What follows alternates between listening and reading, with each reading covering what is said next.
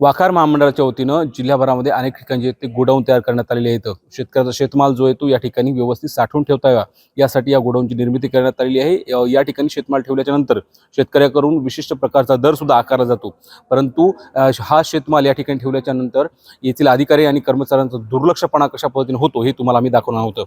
मी सध्या हिंगोली शहरातल्या सिद्धार्थनगर भागात असलेल्या या गोडाऊनमध्ये आहे। या ठिकाणी शेतकऱ्यांनी त्यांचा माल ठेवलेला आहे, परंतु येथील अधिकारी कर्मचारी शेतकऱ्याच्या या शेतमालाकडे कशा पण दुर्लक्षपणा करतात हे तुम्हाला या ठिकाणी पाहायला मिळते। एका शेतकऱ्याने ठेवलेले हे गहू आहेत, गव्हाचे हे पोते आहेत, परंतु आपण बघताय हा गहू कशा पद्धतीने या ठिकाणी खराब होऊ लागलेला आहे।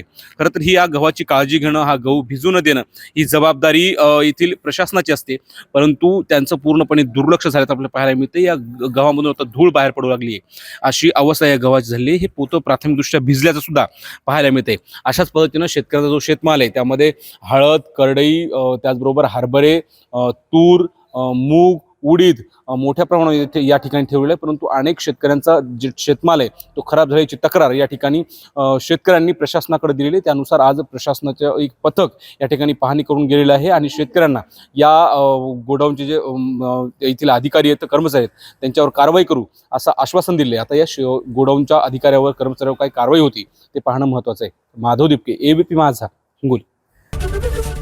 एबीपी माझा, उघडा डोळे बघा नीट।